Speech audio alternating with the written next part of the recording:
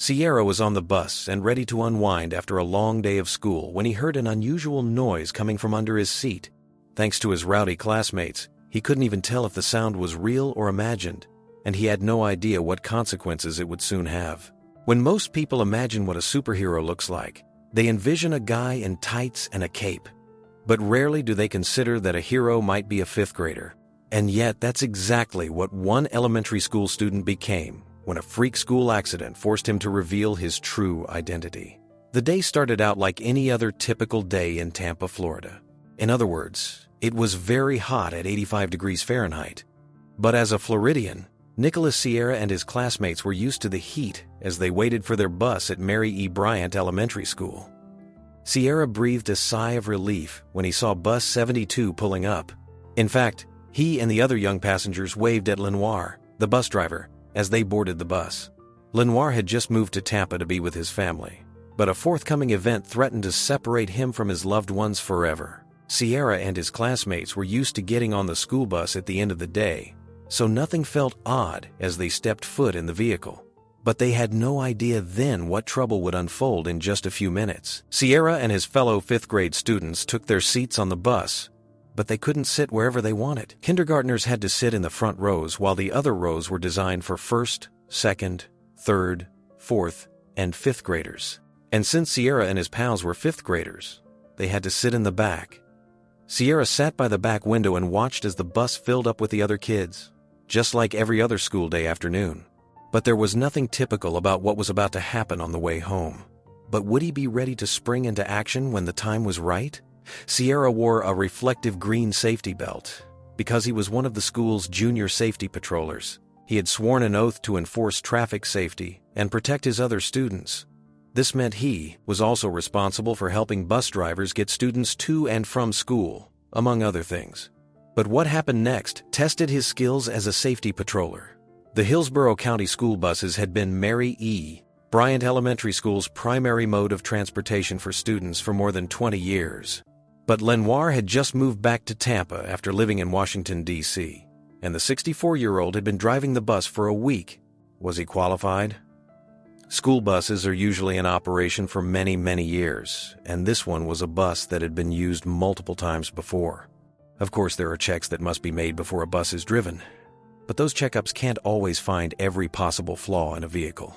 Most school buses that have been on the road for a few years have a bit of wear and tear. It didn't surprise Lenoir that there were a couple of dents and paint chips on the bus, but he didn't expect the condition of the bus to be so poor.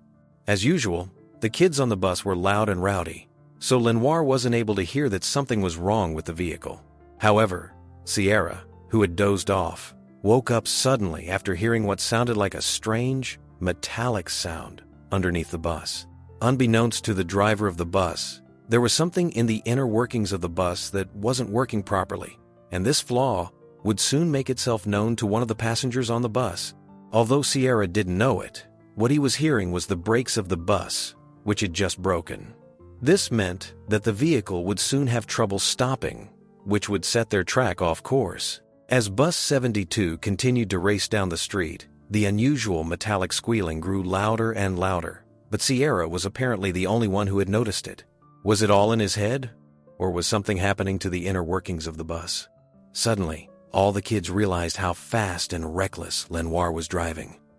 The bus kept swerving out of control too, which made everyone very nervous. But Lenoir hadn't mentioned anything to suggest that they had cause for concern, and yet they did. The wild pace of the bus soon made all of the students on board aware that something was seriously wrong. Although some kids were so deep in conversation that they couldn't be bothered, other kids noticed how close the bus was getting to hitting oncoming trees, and that terrified them. Because the bus was driving much faster than it should be, it was already in danger of being hit by low tree branches, traffic signs, and road debris.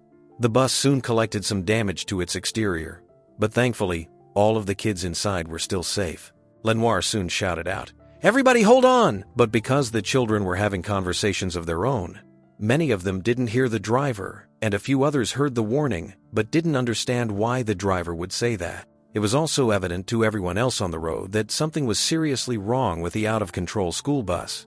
Thanks to the other drivers who cleared the road in front of the bus, the vehicle full of school children didn't hit any other vehicles.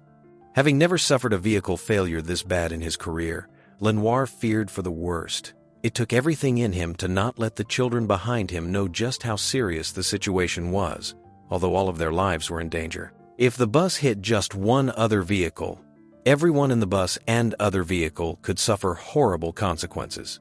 Luckily, every oncoming car swerved out of the way before the worst could happen. The bus continued gaining momentum, but no matter how hard Lenoir hit the brakes, he couldn't slow down. He was no longer in control, and the kids did their best to hang on. But panic and confusion had set in, and they started to wonder if they were going to make it home in one piece, or if this was truly the end. Lenoir and the kids realized they were in trouble, but they never imagined how much until they saw that the bus was on course towards a nearby lake. In that moment, everyone screamed in unadulterated horror. As the out-of-control school bus continued veering off course, it grazed a telephone pole, causing the bus to swing back and forth. But it didn't slow down, and the lake was getting closer and closer and closer. It was now evident to the driver that the brakes on the bus were not working, and there was nothing he could do to slow down the vehicle, so he just focused on finding a path to safety that wouldn't hurt the children on board. After a near miss with a palm tree, the bus went airborne, and for a moment, everyone inside the bus felt as if time had stopped for a second. Then the bus leaned on its side as its passengers prepared for the worst. The bus was headed toward a lake in a gated community in Florida and other buildings, which it just narrowly avoided hitting. The lake seemed to be the only path to safety. Although the bus was majorly off course, the driver used all of their skills to avoid further damage to the bus and ensure that the tires stayed on the ground for the entire trip, which was no small feat. The brakes were useless at this point, so the driver focused on steering the bus into safety. There was nothing the driver could do to slow down the vehicle, but he knew that landing in the lake would make the bus immobile, so he shouted one more warning to his passengers and watched the vehicle enter the murky waters. Sierra's head hit the window as the bus slammed into the water, and he wasn't the only one. Others were trying to recover from the impact, but the kids didn't have time to worry about their injuries because the water was starting to seep in. The bus was sinking into the lake, and Sierra was well aware that most of the kids on board didn't know how to swim. So as the bus started filling up with water, his training as a junior safety patroller kicked in. Despite the pain in his head from where he hit the window, Sierra wasn't thinking of himself. He was worried about the other kids, particularly the younger ones who wouldn't do well in water, but the water was the least of his worries. The water had almost reached his knees, but he still made it to the front of the bus where he grabbed a terrified kindergarten student. The little girl immediately wrapped herself around Sierra, who then helped her out of the bus through the window. But the worst was yet to come. Sierra was able to swim the kindergartner to shore, but his rescue efforts took a lot out of him.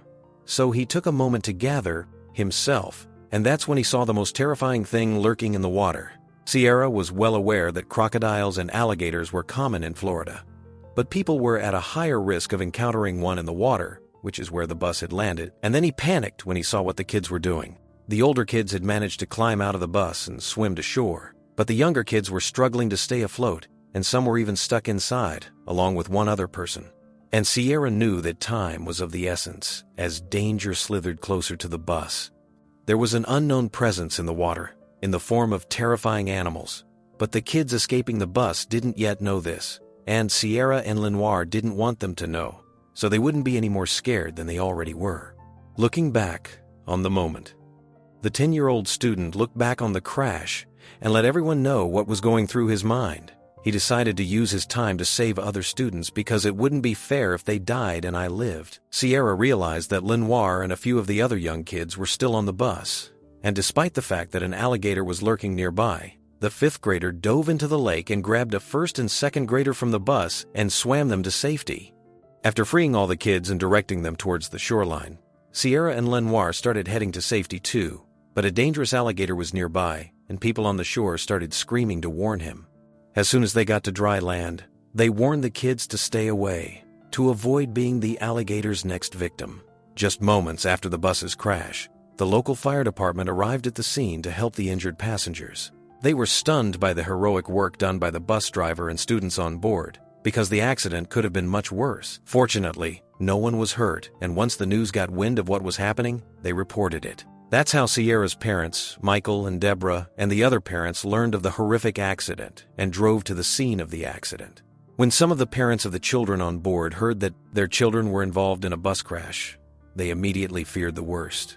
They arrived on the scene not knowing that no lives were lost in the horrible incident. The bus was soon pulled from the water by the fire department, and it hasn't returned to being used for transportation since. This is one bus that won't be on the road again anytime soon. It was obvious to the driver that there was a serious problem with the brakes, and his suspicions were correct. The brakes did fail due to some internal breakage, causing the large vehicle to lose control halfway through its ride. And it was lucky that none of the students were seriously injured while escaping from the vehicle. Teams of rescuers needed to take their time excavating the vehicle because there were a couple of real dangers lurking just beneath the water. There have been many accidents similar to this one that ended with a much worse outcome. It was due in no small portion to the heroic work of 5th grade student Sierra and bus driver Lenoir that they didn't lose any passengers that day. All 27 kids plus the bus driver made it out of the bus in one piece. But Sierra was admittedly shocked by the events and had a rough time processing the fact that they could have all perished from drowning or the alligator. Despite the obvious traumatic incident, Sierra and Lenoir were called heroes for ensuring that everyone was safe, and the kids and parents were incredibly grateful for their bold and daring efforts to get everyone to shore. Because of the brake failure on the bus, it wasn't reused until some serious repairs were done, so no one else would get into this situation ever again. It's important for all drivers to be aware of the vehicles they'll be driving and keep a close eye out for any new sounds or sights in the vehicle. Although this experience was harrowing for the children and their driver, they returned to school the next week as if nothing had happened. Because they were all safe and sound, they were able to look back on the moment as a learning opportunity, not a tragedy.